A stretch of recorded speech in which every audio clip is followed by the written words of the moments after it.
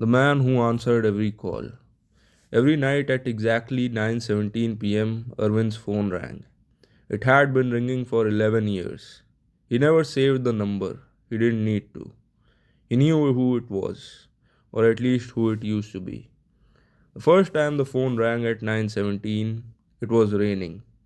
He was standing under a hospital awning, staring at the ground, while nurses moved in and out of the emergency entrance behind him.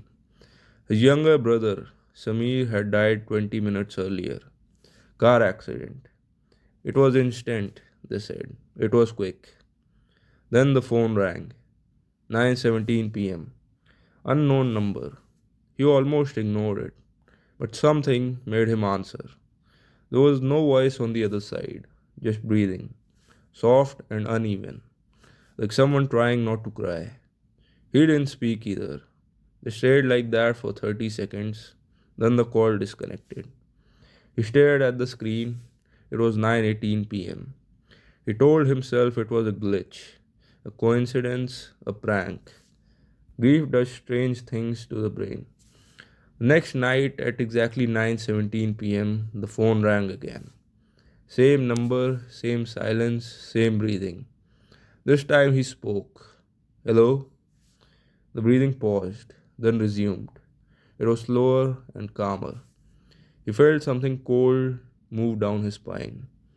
Samir, he whispered, hating himself for saying it. The call ended. It happened every night after that.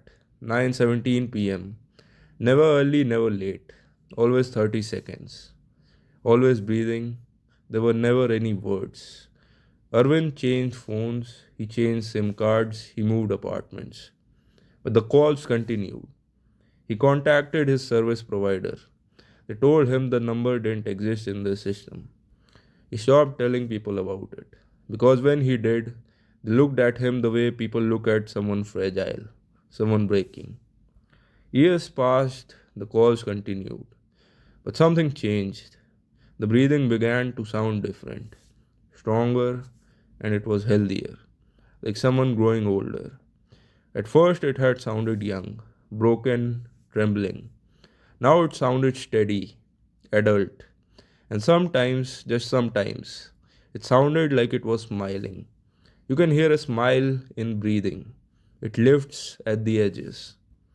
On the 11th anniversary of the accident, Irwin decided not to answer. He sat at the kitchen table, phone face up in front of him. 9:16 p.m., his chest tightened. 9:17 p.m., the phone rang.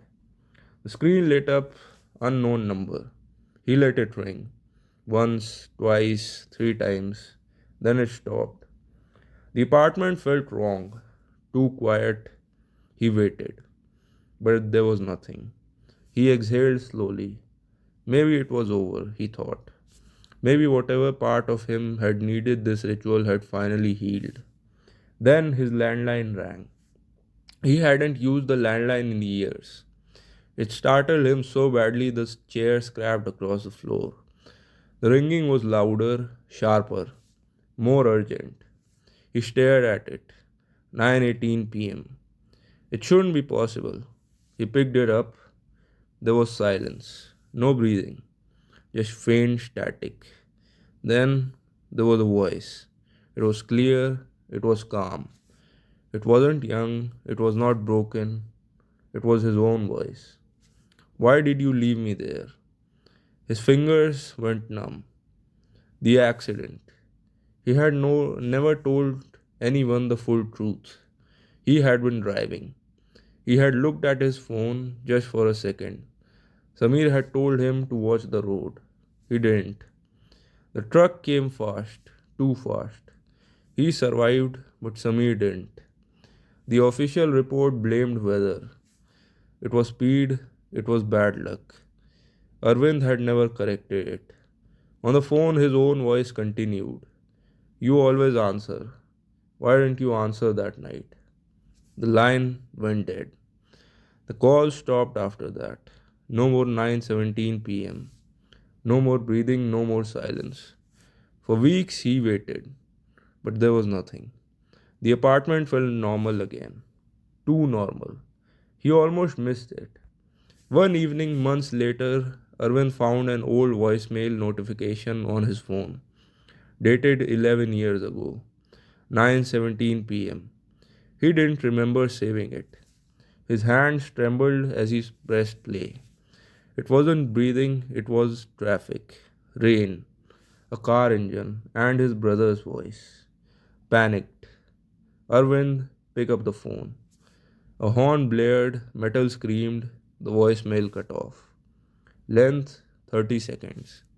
He sat there for a long time, then slowly looked at his call history. 11 years. Every night at 9:17 p.m., there was an incoming call. Duration was 30 seconds, but no voicemail, except that first one. The only one that had ever been real.